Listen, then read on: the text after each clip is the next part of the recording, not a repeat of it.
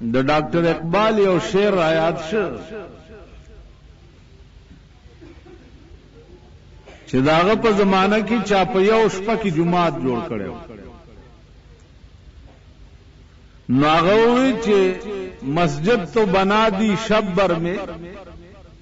ایمان کی حرارت والوں نے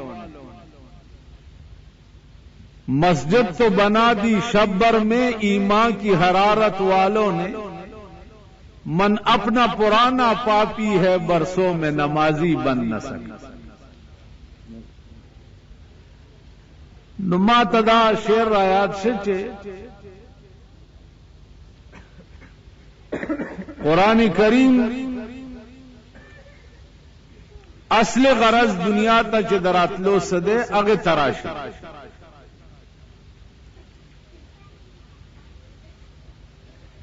دا جنډه وغیرہ لګول خو په خپل ځای کې ستاسو د نفس خواهشات وي او د نفس شوق وي خو اصل غرض د قرآن کریم چې سده الله دیو کی چې تاسو هغه غرض تراش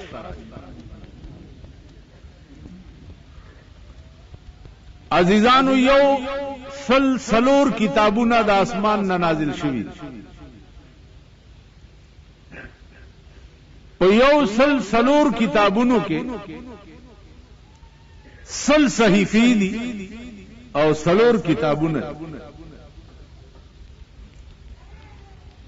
تورات دے انجیل دے زبور دے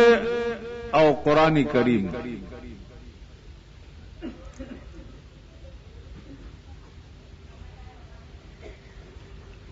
دے یو سلور کتابونو سرا چکم پیغمبران اللہ را لے گلی نو داغه پیغمبرانو مشن داو او پاغه کتابونو کې لیکلي داو چې تاسو بد قوم تعلق دنیا سره دومره پریدي چې وخت پیری باقی تعلق د دې قوم چې دی نو هغه به د خدای سره جوړاو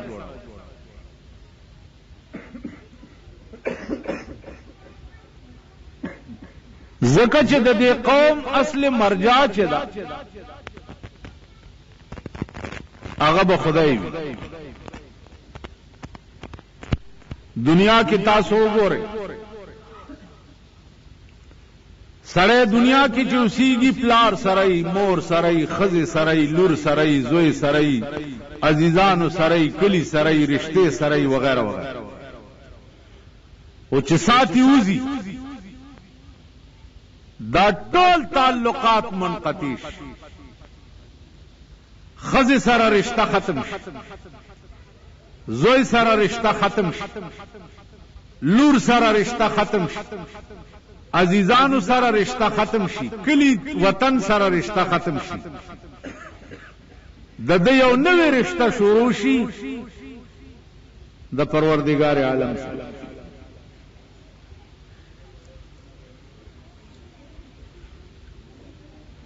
او په هغه نوې رشتہ کې بیا رومبنه تپوس چې د دنه کیږي هغه دا نه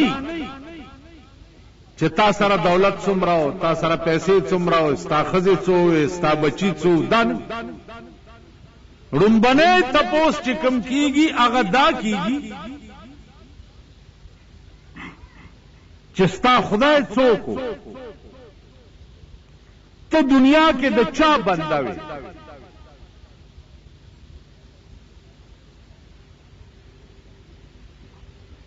جناب رسول اللہ صلی اللہ علیہ وسلم فرمائی چې د دې سړی دوه حالت یا حالت دای چې دا نی او یا حالت دای چې دا بد دنه چې تپوس وشي چې ستارب سوکو نو کدانی کی خدا ہوئی چې ربی الله زما رب الله نبی دې څوک دی وی چې محمد رسول الله ملائکه ورته وی چې مونږ ته وړاندې نه پته و چې تبم دسې وې اوس په دې ځای کې نوم کنومت العروس او د شپ دې ځای کې په شان د کېدو د ډومبه شپې د ناوي اوس کدا سړی بد او من ربک ستا خدای څوک نو دی ورته وی ها ها لا ادري هاي هاي زه هو الله کپی نو نه پوي پیغمبر دې څوک ها ها لا ادري نه پی اوس ملائک ورته وی چې او خبيثه مونږ ته وړاندې نه پته و چې تبم داسي حدیث کې راځي چې ډومبنه گزار د ملائکو داسي وي ډومبنه گزار چې د دې سړی وای چغه مشرق او مغرب کې واوري دي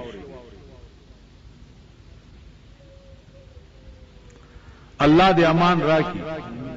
چې څومره گزار تیزی نو دومره چغه تیزی اوس دا به څومره سخت گزاري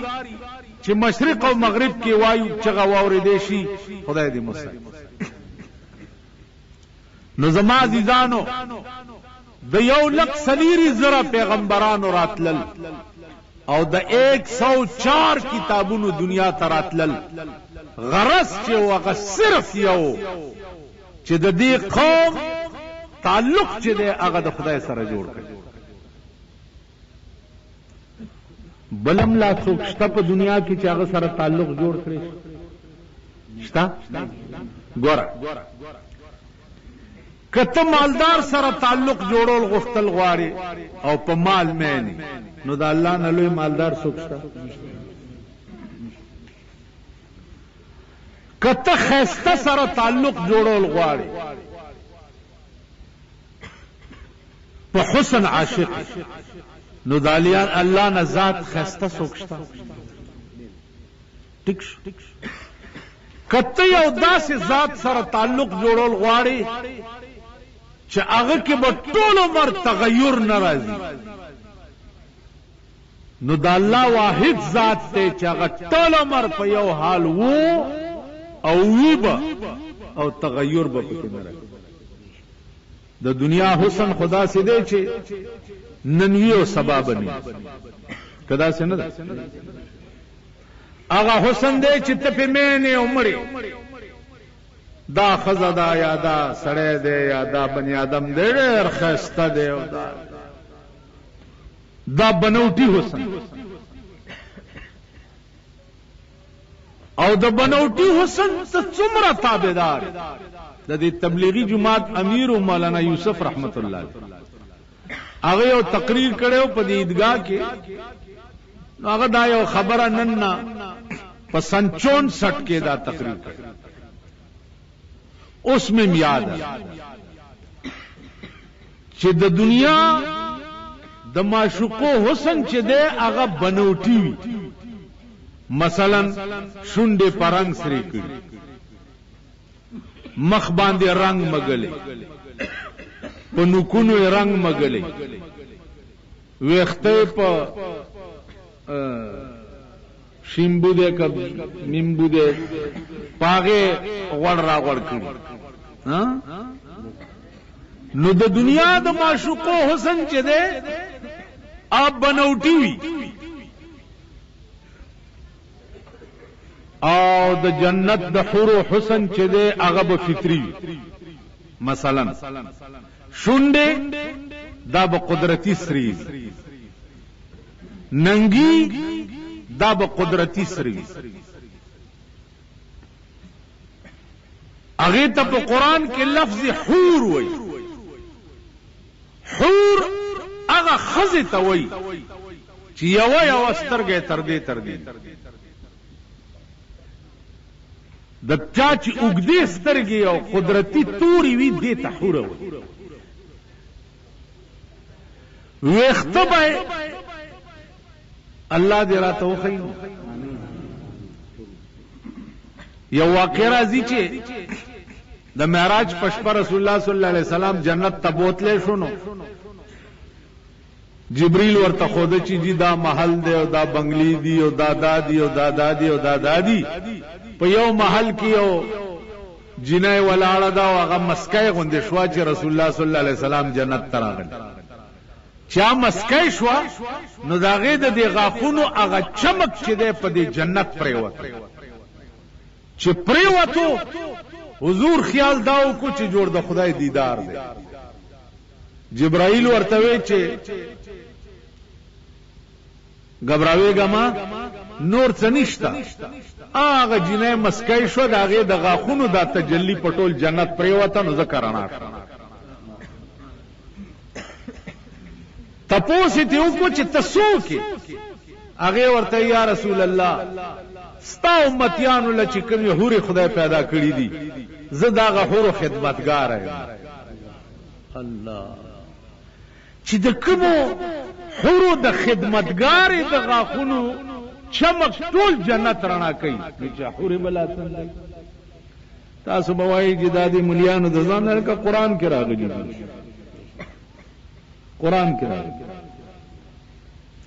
چې د جنت دا نوکران به څنګه وي. نوکران زمونږ د ملک نوکران څنګه وي؟ د چا پوزه چیته وي، د چا غوږ نه وي، د چا خپه ګوډه د چا یو سترګه نه. داسې نوکران خلکو ساتلي دي خانانو مانانو کړه. خیال دی راغی. نو اوس د جنت نوکران به څنګه وي؟ نو قرآن په ډېر مشفقانه انداز کې نوکرانو بیان کړي چې تپوس یې مه کوه. نوکران بداسي چې اذا رأيتهم حسبتهم لؤلؤا منثورا.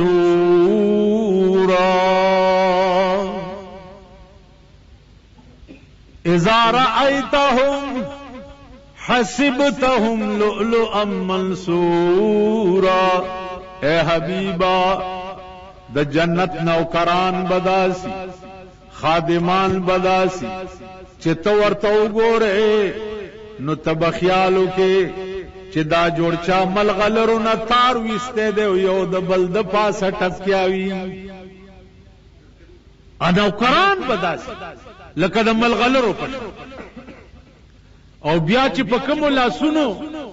تا ته د خوراک شی پیش کوي لاسونه به څنګه وحلوا أساور من فضة وسقاهم ربهم شرابا طهورا. کنگڑ به د زرو اچو. کنگڑ جنت کې به سړیم کالی اچي څنګه چې دنیا کې خزي کالی اچي د زینت د پاره داسې به په جنت کې خزي هم کالی اچي. کنگڑ به چولی د زرو او پاغه لاسونو به تاته د خوراک شی پیش. کستا کله دا شوق شي چې یاره د نوکر د لاس نه خورما زبردستی پروت ما او ډډه به میوالی او داونه دی په خپل د میورا سپینه کې او زما دی خلیل دی رو. اوس د اکبر باچا لټته ځه او لاس کې نشما خلیل رو. ها جی نو قرآن وی چې متکئین علی فرش بطائنها من استبرق وجنى الجنتين دان. تکیاب والی وی دی جنتی پاغ فرشونو باندې چې دا فرشونو سټ بد شنو او د غټو ریخم. وجنى الجنتين دان او د جنت دا میوه با اونی د دې خلیل راوړي. تاسو خیال نو زما عزیزان عرض میں داو چې د قران کریم دنیا ته دراتلو غرض هغه دا نه دی دا مونږ چې څه شی جوړ کړي. قران کریم قانون دی او د جناب محمد رسول الله د امت د پاره دی او تر قیامت پورې وي. نو ستا ژوند اب دنیا کې څنګه اب داسي چې تو واده کې نو ستا مخ کې بنقشا پرتې د قران جوړه کړي کتا کې مړې وشي ستا مخ کې بنقشا جوړه کړي د پیغمبر جوړه کړي. کته دنیا کې اوسېږي پیغمبر چې کوم طریقه باندې زمانہ د نبوت تیر کړي درويشت کاله هغه نقشه پرته ده هغه تبګوره هغه سی بجون تیرې هغه سی بواده کې هغه سی بمړې خخه هغه سی خبري به څنګه خبري بچا سره څنګه قولوا للناس حسنا چا سره چې خبري کې نو خوږی او خې خبري به پښتنو خبري باندې کې پښتانه اشنغریان وی مینګه پښتانه مینګه مال مینګه هم پښتاني چې د شپې په یو بجې په دې سړک خزه د بایسکوپ نه را روانه کړي واړه خو به غریبان خو به ټول عمر شرمېده خدای په پاکستان کې اوس په غټو شرمولو شروع کړي غلام ساکه مو شرمول او د نواز شریف لمبر دې ډېر اګمال کړي دا دروغجن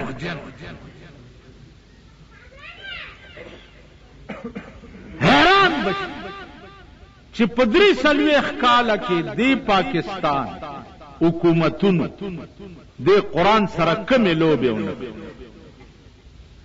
او بیا یو لوی ظلم عزیزانو بل شو لوی ظلم هغه د اوقاف د وزیر په لاس باندې مولا خرید کړي